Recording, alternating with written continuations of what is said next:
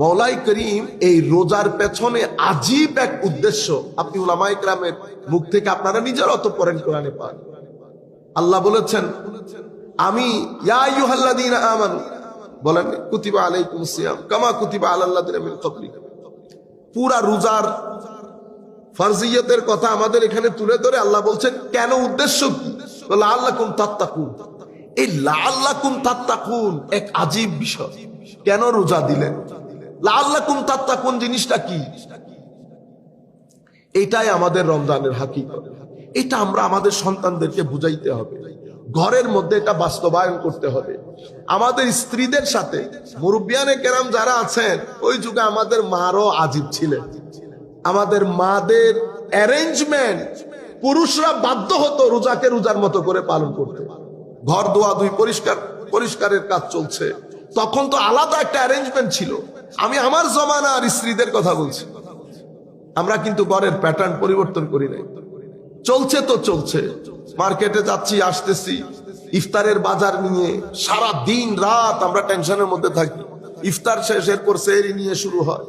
আমি আপনাদেরকে এই জিনিসগুলা করতে নিষেধ করতেছি না, কিন্তু আমার দুঃখ লাগে যে কাশ যদি বুঝে আসতো রমজানের মধ্যে কি চলে যাচ্ছে, আর কি নিয়ে আমরা ব্যস্ত হয়ে আছি, এবং কি কারণে মওলাই করিম রমজান দিলেন।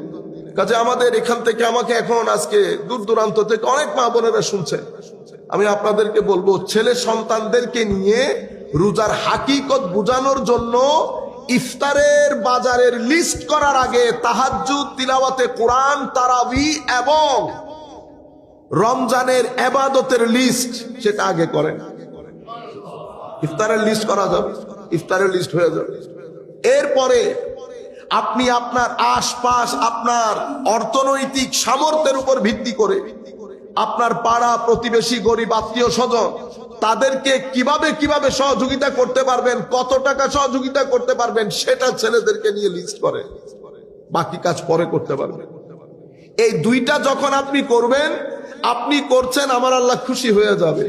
তখন আমার আল্লাহ এমন এমন কাজের তৌফিক আপনাকে দান করবেন, এবং সেই কাজগুলোর মধ্যে এত রুহানি মজা দান করবেন আপনি কল্পনাও করতে পারবেন না।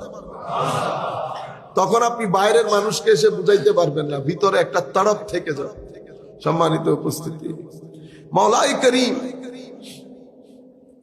আল্লাহর নবী সাল্লাল্লাহু আলাইহি ওয়াসাল্লামকে পাঠিয়েছেন, এবং আমার নবী বলছেন, বুইসতু লিউতাম্মিমা মাকারিমাল আখলাক, আমি উত্তম চরিত্র শিক্ষা দেওয়ার জন্য এসেছি। তাইলে আমাদের কাছে আমার নবী